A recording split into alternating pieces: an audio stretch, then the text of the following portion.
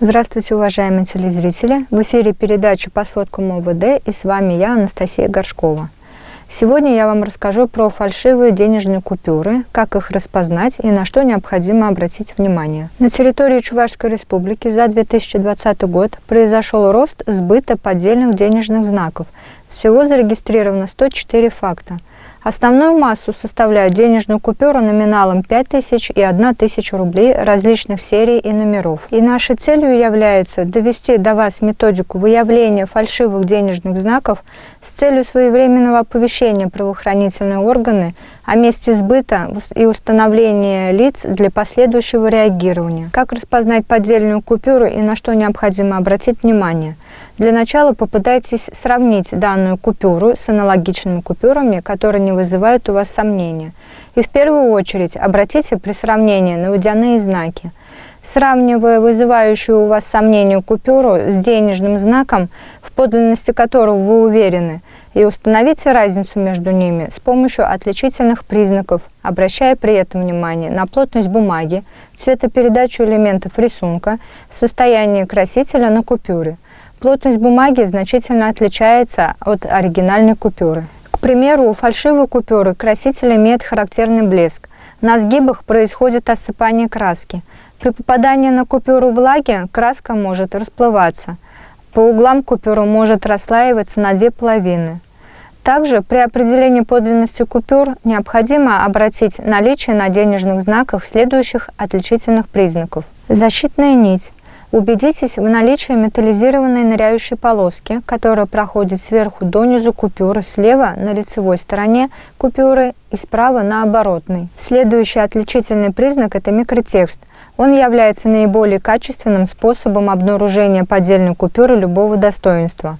При внимательном рассматривании с помощью лупы оборотной стороны рисунка купюры в верхней части между цифровыми изображениями номинала купюры нанесена очень мелкая надпись, которая состоит из числовых номиналов банкнот. Кроме того, в нижней части оборотной стороны купюры также имеется мелкая надпись, которая состоит из числовых номиналов банкнот, а также букв ЦБР. Скрытое изображение.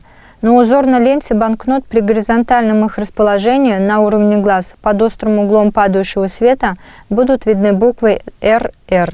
На поддельных купюрах отсутствует, либо может просматриваться при обычном рассматривании банкнот. Краска с изменяющимся цветом. Герб города при рассматривании банкноты под разными углами меняет свой цвет от малинового до золотисто-зеленого. На поддельных купюрах герб имеет в основном фиолетовый цвет, и изменения цвета не происходит. Микроперфорация. В левой части оборотной стороны банкноты вертикально расположено число 1000, которое выполнено отверстиями малого диаметра. Хорошо различимо при рассматривании на просвет, читается с лицевой стороны. На поддельных купюрах имитация микроперфорации выполняется путем прокалывания бумаги, в основном иголками.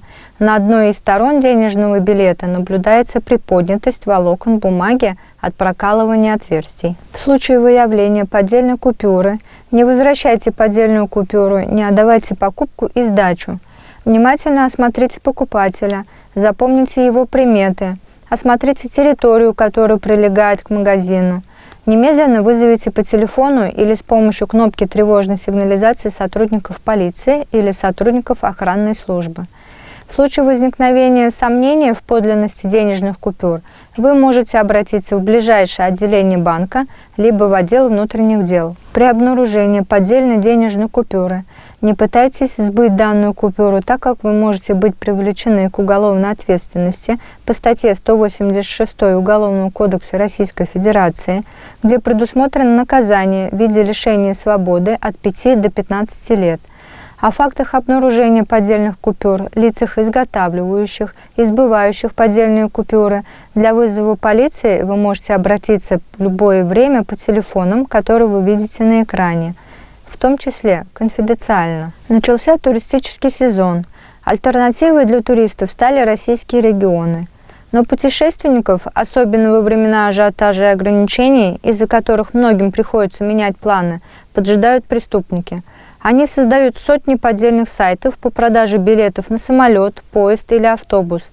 Одни из них замаскированы под известные агрегаторы, а в других просто какие-то новые названия, к которым добавлены слова «тикет», «билет», «тревел» или «авиа». В большинстве случаев жулики копируют информацию о рейсах с реальных ресурсов, но есть и те, кто даже предлагает купить билеты на направление и дату, которых вообще нет в продаже. А некоторые из них выставляют на сайтах цены ниже рыночных, объясняя это какими-нибудь специальными акциями для привлечения клиентов. Мошенники рассчитывают на то, что посетитель их страницы не только купит фальшивый билет, по которому никуда не отправится, но и оставит данные своей банковской карты. Кроме того, на таком сайте запросто можно подхватить вирус. Как распознать фейковые страницы? Перед покупкой внимательно изучите страничку. Сверху слева в адресной строке браузера должен быть значок в виде замочка и надпись «Защищенный режим». Посмотрите, совпадают ли по буквам название сайта в адресной строке и бренд, который указан на главной странице. Проверьте, все ли кнопки в шапке сайта работают. Иногда мошенники копируют внешний вид ресурса, но забывают создать его технические страницы. Попробуйте позвонить по указанному номеру телефона. Если там все время занято, то значит сайт, скорее всего, мошеннический. Если цены на билеты на сайте гораздо ниже, чем на других ресурсах, его нужно проверить особенно внимательнее. Что делать для защиты пользователей от фишинговых сайтов по продаже авиабилетов? Компания Aviasales, российский поисковик авиабилетов, совместно с Роскачеством запустили проект настоящийбилет.рф, на котором можно проверить легальность продавца. Названо несколько типов людей, которых легче всего обмануть мошенникам. Центробанком Российской Федерации в своем исследовании рассказал, какие люди чаще всего попадаются в лапы мошенникам.